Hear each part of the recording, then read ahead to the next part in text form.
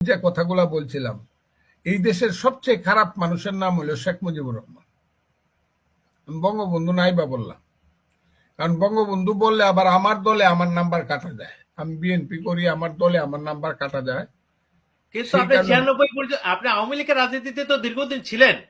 আপনি বঙ্গবন্ধুর আদর্শ বিশ্বাস আপনি করেন না, আওয়ামী শোনেন, লীগকে বিশ্বাস করেন না, কিন্তু আওয়ামী আমার লীগের রাজনীতি কথাটা আপনি করেছেন শোনেন, আমি স্বাধীনতার কি পর বলি দীর্ঘদিন। আপনি বুঝবার চেষ্টা করেন। জি। শেখ মুজিবুর রহমান খুব খারাপ লোক আছিল। শেখ মুজিবুর রহমান জেলমেল খাটিয়া এই দেশে ইস্পাহানি আদমজি দাউদ বাওয়ানি সাইগলদের ওই যে নাতিরা এখনো গাড়ি চালাইতো, রোলস রয়েস মার্সিডিস, আমরা রাস্তায় কারোয় দেখতাম। আমরা তাদের আদমজিনগরের কর্মচারী হইতাম। আমরা ওই যে বাওয়ানি জুট মিলের আমরা ম্যানেজার হইতাম। শেখ মুজিবুর রহমান এদের থেকে আমাদেরকে রক্ষা করছিল। খুব খারাপ কাজ। আর ওই যে পাকিস্তানি সুন্দর সুন্দর ছেলেরা এসে আমাদের সুন্দরী মেয়েরা বিয়া করিয়া করাচি পিন্ডিতে নিয়ে যাইতো, আর আমরা মনে করতাম আমাদের বাগনা বাগনি গুলা খুব সুন্দর হয়েছে। এটা থেকে শেখ মুজিবুর রহমান আমাদেরকে বঞ্চিত করছে।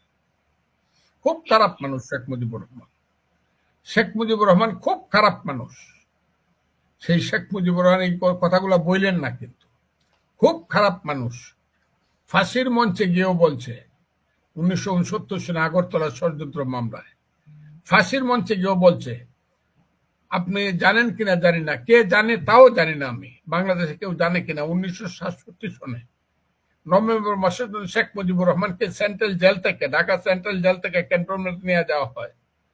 তখন তিনি পুলিশকে বলছিলেন, ভাই তোমরা দাঁড়াও, আমি আমার মাটিতে বাংলার মাটির ছোঁয়া বলল শেখ মুজিবুর রহমান, এই বাংলায় আমার জন্ম, এই মাটিতেই যেন আমার মৃত্যু হয়। সেই শেখ মুজিবুর রহমান খুব খারাপ মানুষ। আগরতলা ষড়যন্ত্র মামলায় পড়েও আইয়ুব খানের সঙ্গে আপোষ করেন নাই, মুনায়েম খানদের সঙ্গে আপোষ করেন নাই। খুব খারাপ মানুষ শেখ মুজিবুর রহমান। শেখ মুজিবুর রহমান 1969 সনের 22 ফেব্রুয়ারি আন্দোলনের মাধ্যমে 11 দফা আন্দোলনের মধ্যে জেল থেকে বেরিয়ে এসে রেসকোর্স ময়দানে 23 ফেব্রুয়ারি মিটিং করলো এবং ওখানে বঙ্গবন্ধু উপাধি পাইল। বঙ্গবন্ধু উপাধি পাওয়ার পরে একদিনের জন্য আপোষ করেন নাই। 70 সনের নির্বাচনে সারা বাংলাদেশ না সারা পাকিস্তানে মেজরিটি হলো। আমার মন্টু ভাই সাক্ষী, উনি আমার নেতা। উনি 3রা জানুয়ারি বঙ্গবন্ধু শেখ মুজিবুর রহমান 71 সনে রেসকোর্স ময়দানে মিটিং করে বলল, 6 দফার দাড়ি ক্ষমা সেমিকোলন বাদ দিয়ে যদি আমরা কেউ আপোষ করি, আপনারা আমাদেরকে জ্যান্ত কবর দিবেন। সে আপোষ না করে শেখ মুজিবুর রহমান খুব খারাপ কাম করছে। এই খারাপ কাজ করার কারণেই দেশটা মুক্তিযুদ্ধ পর্যন্ত পড়ছে। আজকে 7ই মার্চের সেই ভাষণ প্রত্যেক ঘরে ঘরে দুর্গ গড়ে তুলো।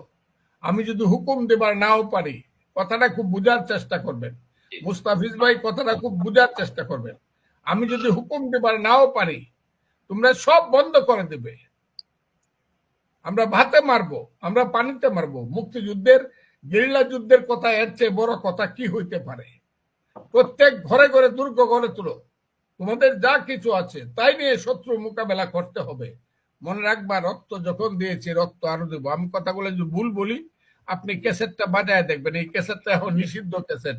শেখ মুজিবুর রহমান খুব খারাপ মানুষ বলিয়া আমি যদি হুকুম দেবার নাও পারি, তোমরা সব বন্ধ করে দেবে। এবারের সংগ্রাম আমাদের মুক্তির সংগ্রাম, এবারের সংগ্রাম স্বাধীনতার সংগ্রাম। 7ই মার্চ এখন বলে এটা কোনো কথা না। উনি তো পরে আলাপ করছে। হ্যাঁ, 14ই মার্চে ইহিয়া খান আসছে, উনি তো পরে আপোষ আলোচনা করছে। আরে বেটা, আপোষ আলোচনা পৃথিবীতে ভিয়েতনামের যুদ্ধ হয়েছে, আমেরিকার সঙ্গে ভিয়েতনামের নেতাদের সর্বক্ষণ আলাপ আলোচনা হয়েছে।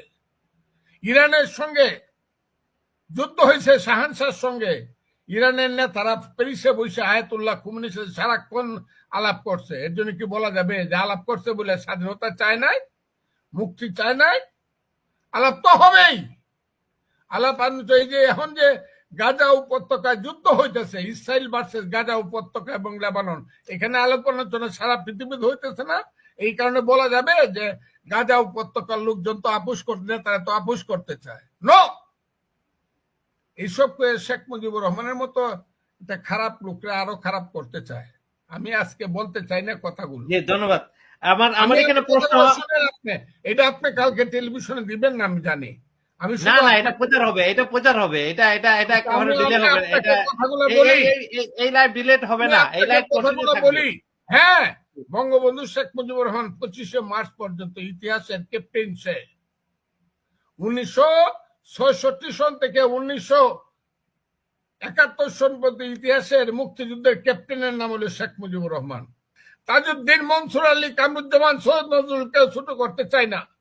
আমি খালেদ মুশাররফ, শফিউল্লাহ, যারা 11টা চ্যাপ্টার কাউকে ছোট করতে চাই না। বাঙালি জাতির ইতিহাসে আজকে সে সবকিছু ভুলে বসে আছেন কেন?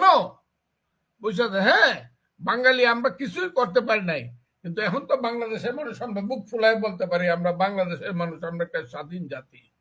হইতে পারে আমাদের অনেক ভুল ত্রুটি হয়েছে, ঠিক করে লোন। ইউনূস সাহেব তো 10 জন প্রধানমন্ত্রী লম্বা করলে যত লম্বা হবে তার চেয়ে অনেক লম্বা মানুষ। উনি ইলেকশন দিতে চায় না কেন? ইলেকশনের ব্যাপারে ওনার মুখ ছোট হয়ে যায় কেন? ওনার গলায় কেন আটকা পড়ে, কাটা আটকা পড়ে? জনগণের প্রতিনিধিদের হাতে ক্ষমতা হস্তান্তর করুক।